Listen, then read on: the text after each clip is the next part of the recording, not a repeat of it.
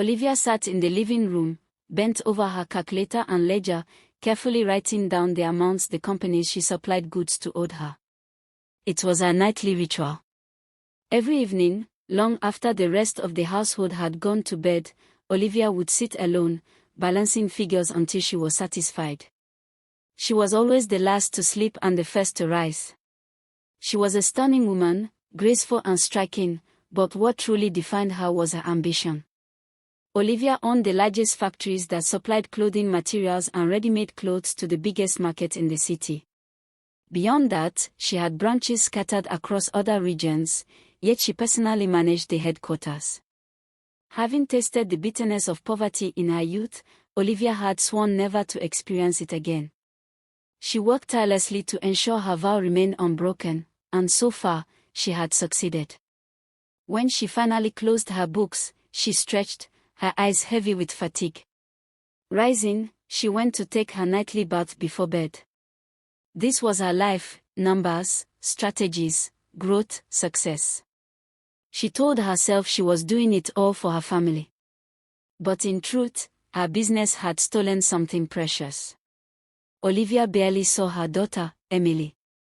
She believed providing everything the little girl needed was enough: new clothes, the best toys, a good school.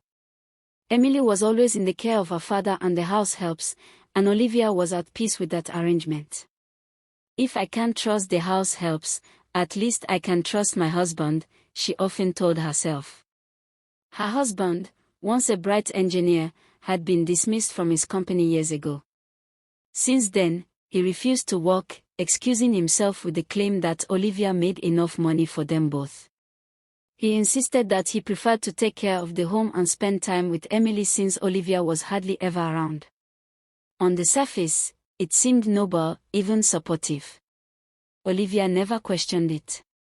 One evening, while she sat scribbling down her calculations as usual, little Emily tiptoed into the room. The child clutched the hem of her mother's dress, her small face pale and frightened. She wanted to speak, her lips trembled as though struggling to form words.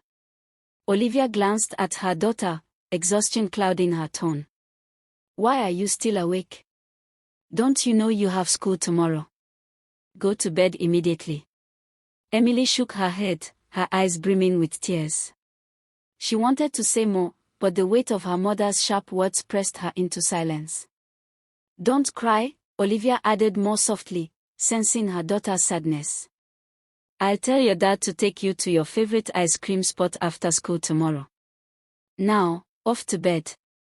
The little girl turned away, her shoulders slumped, and walked slowly back to her room. She had tried, once again, to tell her mother what was hurting her. But as always, her mother's mind was elsewhere, buried in numbers, profits, and promises of tomorrow. Emily had learned that her mother never really listened. And so, the child carried her secret alone. Days turned into weeks, and Olivia's routine never changed. Every morning, before the sun was fully awake, she was already up and preparing for the day. She would leave home in a rush, barely sparing Emily more than a kiss on the forehead, if at all. In the evenings, she returned late, exhausted, and buried herself again in her books and calculations. Emily, on the other hand, grew quieter. Her once cheerful laughter faded into silence. The house helps noticed it, the way she hardly played with her toys, the way her eyes darted nervously whenever her father entered the room, the way she clung to her pillow at night. They whispered among themselves, concerned, but none dared speak directly to Olivia. She was too busy, too intimidating, too unreachable. Her husband, however, seemed unbothered. He moved around the house as though he were master of everything within it. He often dismissed the house helps, insisting he alone could handle Emily's needs. "She doesn't need too many people crowding her," he would say, his tone firm. And Olivia, from her distance, thought it was a sign of care. "At least he's attentive," she reassured herself. But Emily knew better. One Friday evening, Olivia was again at her desk when Emily appeared. The little girl's hands trembled as she held her school notebook, her voice a mere whisper. Mommy, please, I want to talk to you. Olivia sighed, tapping her pen impatiently. She barely looked up. Emily, not now. Can't you see I'm working? Go and tell your daddy whatever it is. Tears spilled down Emily's cheeks. She wanted to scream, to beg, to shake her mother until she listened. But all she did was whisper, "Okay, Mommy," before retreating back to her room, her small frame swallowed by the silence of the hallway. The next week, her class teacher noticed something unusual. Emily, once an eager learner, now sat withdrawn at her desk, staring blankly at her books. She flinched whenever a male teacher passed by her table, and when the bell rang, she rushed to the school gate as if desperate to escape. Concerned, the teacher decided to call Olivia. "Your daughter seems troubled," she said gently over the phone. "I think she needs more of your attention. Could we schedule a meeting?" But Olivia, seated in her office, surrounded by piles of invoices and contracts, brushed it off. "She's fine. Children go through phases. Her father takes good care of her." The teacher paused, uneasy. "Still, I think it's important." "I'll look into it," Olivia cut her off. "Thank you for your concern." And with that, she hung up, pushing the matter out of her mind. That night, Emily tried again. She slipped quietly into her mother's room, her eyes red from crying. She opened her mouth, but the words lodged in her throat. "Emily," Olivia muttered, already half asleep, "go back to bed. Tomorrow is Saturday, I'll spend some time with you." But Emily knew tomorrow would come, and her mother would find another reason not to listen. So she carried her secret still, while the walls of the mansion stood tall and silent, hiding the storm that brewed within. The mansion was always quiet, but lately, the silence felt heavier. Emily no longer ran around the house with laughter, no longer left her drawings scattered across the living room floor. Instead, she stayed in her room, sitting by the window with a faraway look in her eyes. The house helps noticed. Sometimes, when they passed her door, they heard her muffled sobs. Other times, they found her sitting on the staircase, hugging her knees, waiting for her mother to return. One of them, a kind-hearted woman named Grace, once knelt beside her. "Emily, are you okay? You can tell me anything," Grace whispered. Emily only shook her head, her lips trembling. "Daddy said I shouldn't tell." Grace froze. The words lingered in her mind, chilling her. But before she could ask further, the master of the house appeared at the end of the hallway. His gaze was sharp, his smile thin. "Emily," he called, his tone carrying no warmth, "come here." The little girl stood quickly, wiping her tears, and rushed to him. Grace lowered her eyes, pretending to busy herself with the dusting cloth in her hands. She knew better than to interfere. He had dismissed other helps in the past for crossing boundaries. She needed her job, so she kept quiet. Meanwhile, Olivia remained oblivious. Each night, she came home later than the last, sometimes falling asleep on the couch with her files still open. To her, everything seemed normal. The bills were paid, her husband was taking care of the home, and her daughter appeared healthy enough. But small signs kept slipping through. Emily began refusing to eat certain meals, especially when her father was at the table. She avoided eye contact with him, shifting uncomfortably whenever he reached out to pat her shoulder. At school, she grew more withdrawn, and her grades began to drop. One evening, as Olivia returned home, Emily mustered the courage to try again. She rushed to the door as her mother entered, clutching a crumpled drawing in her hand. "Mommy. Please, I need to." "Not now, Emily," Olivia interrupted, brushing past her. "I have a meeting first thing tomorrow, and I'm exhausted." Emily's hand dropped to her side, the drawing slipping from her fingers onto the floor. It showed a little girl standing alone under a dark shadow. But Olivia never saw it. She was already halfway up the stairs. That night, Emily lay in bed, her pillow wet with tears. She whispered into the darkness, "Why doesn't she ever listen?" In the master bedroom, Olivia's husband sat comfortably, a glass of wine in hand, a faint smile playing at his lips. To everyone else, he was the dutiful father, the man who had sacrificed his career to care for his daughter. But in the silence of the night, his presence was the very thing Emily feared most. And though Olivia slept peacefully beside him, unaware of the storm that brewed within her own home, the cracks in her perfect life were widening, one ignored cry at a time. The following Monday at school, Emily's teacher, Mrs. Daniels, noticed the little girl staring blankly at her notebook. Her once bright eyes were dull, her hands trembling slightly as she gripped her pencil.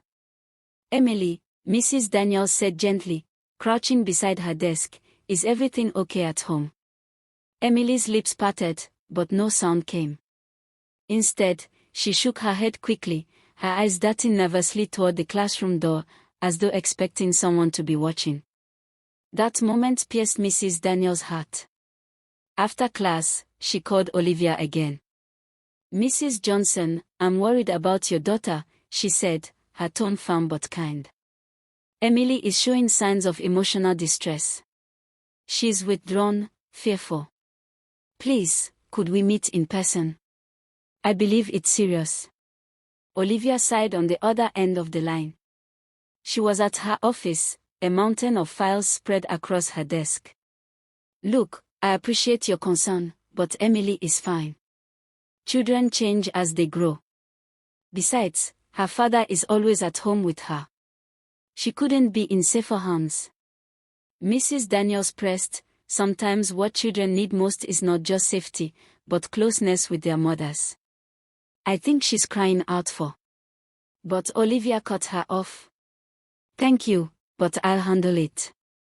She ended the call and leaned back in her chair, her chest tight. A small part of her wondered if Emily truly needed her more.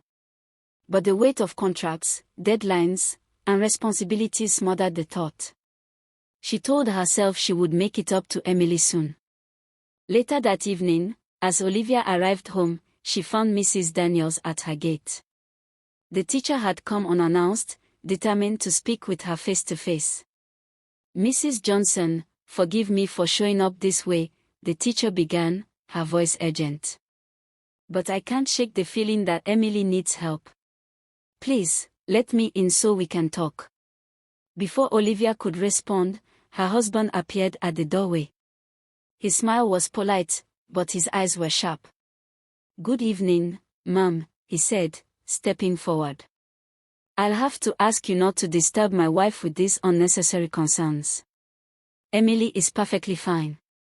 She's just shy, that's all." Mrs. Daniels frowned. "With all due respect, sir, I've been teaching for over 10 years. This is more than shyness. Something is wrong, Anne." "Enough," he snapped, though his smile never wavered. "Emily is my daughter. And I won't have outsiders interfering in our family affairs. Please, leave." Olivia, caught between them, gave a tired smile. "Thank you for your concern, but I think he's right. Emily is fine." "Really?" Hurt and frustrated, Mrs. Daniels stepped back. "I only hope you don't realize too late," she murmured, before walking away. As the gate closed behind her, Emily watched silently from an upstairs window. She had seen everything. She had seen her teacher try and fail. A tear slipped down her cheek as she whispered to herself, "Nobody will ever believe me." Meanwhile, her father turned to Olivia, his voice dripping with reassurance. "You see, love. People like that just exaggerate. They don't understand our family. Don't let them distract you." Olivia nodded weakly, convincing herself it was true. Yet deep inside, something unsettled stirred. She ignored it, just as she always did. And so, the house returned to silence. But inside Emily's small heart, the silence grew heavier, more suffocating, until it became a scream no one seemed willing to hear. Grace had always kept her head low in the Johnson household.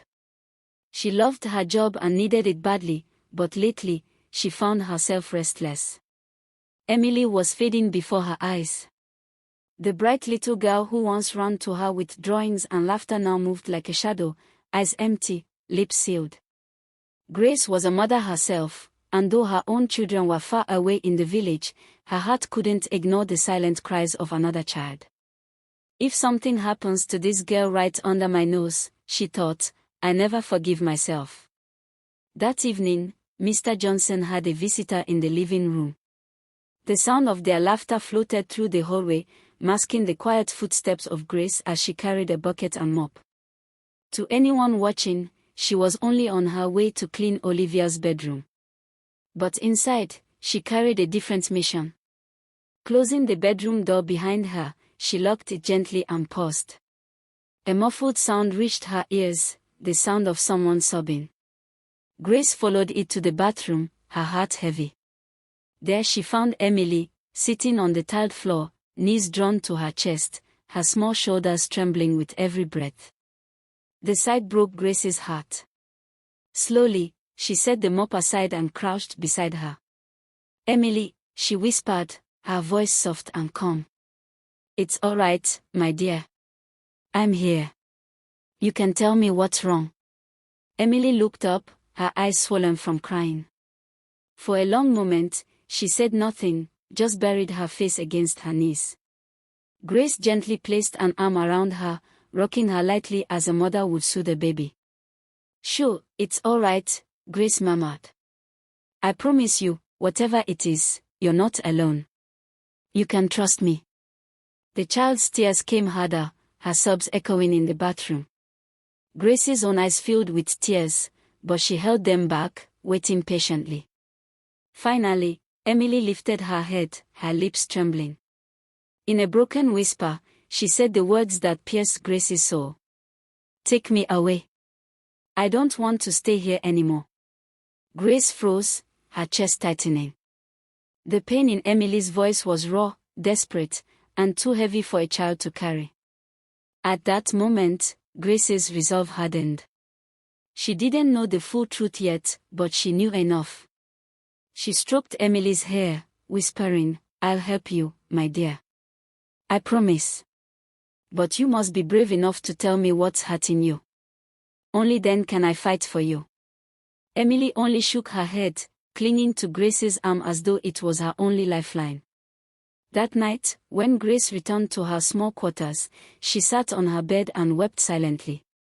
She knew the risks. If Mr. Johnson discovered her prying, she could lose her job, or worse. But her mother's heart refused to stay quiet. She made a vow then, a vow stronger than fear. I will find out what's happening to this child, even if it costs me everything. Since Grace couldn't get Emily to speak no matter how hard she tried, she knew she had to find another way.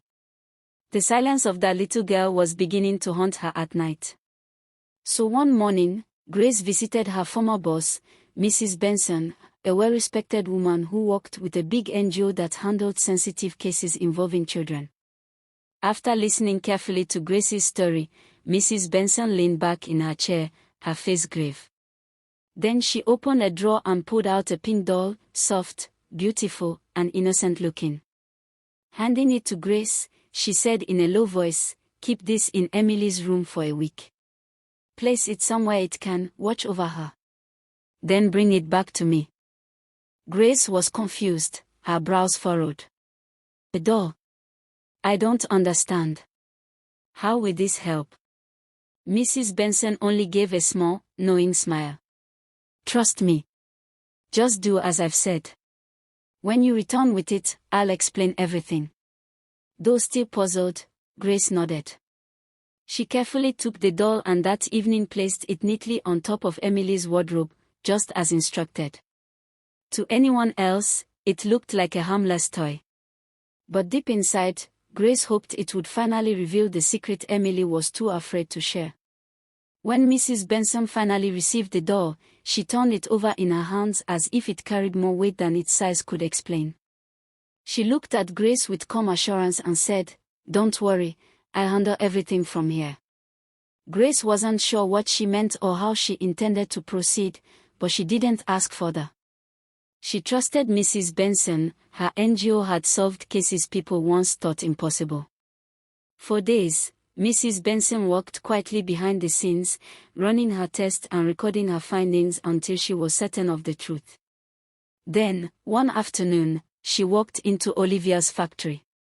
She moved like any other client, admired the fabrics, tried on a few designs, and even placed an order. Olivia attended to her with her usual warmth, completely unsuspecting. But when the transaction was almost complete, Mrs. Benson set her bag gently on the counter, leaned forward, and lowered her voice. "Olivia," she said evenly, "I didn't come here just to buy clothes. My name is Mrs. Benson. I came because of Emily." Olivia's smile faltered. "Emily? My daughter? What about her?" Mrs. Benson's eyes didn't waver.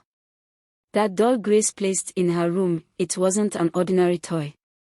It was a listening device.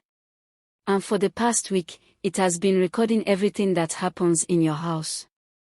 The color drained from Olivia's face. She tried to speak, but no words came. Mrs. Benson slid a small recorder across the table. "I have enough evidence, Olivia. Enough to explain why Emily hasn't spoken a word. And enough to expose the monster hiding in your home." Olivia's lips trembled. "What are you talking about? What monster?" Mrs. Benson took a deep breath, her voice steady but laced with sorrow. "Your husband, Olivia." The doll recorded everything. His late-night visits to Emily's room, his threats if she dared to speak, his wicked manipulation that kept her silent. Olivia staggered back a step, clutching the counter as if the weight of the words would pull her to the ground. No, that can't be true. My husband would never." Mrs. Benson slid the recorder closer. "Listen for yourself." The boutique was quiet except for the hum of the air conditioner. Olivia pressed the play button with shaky hands.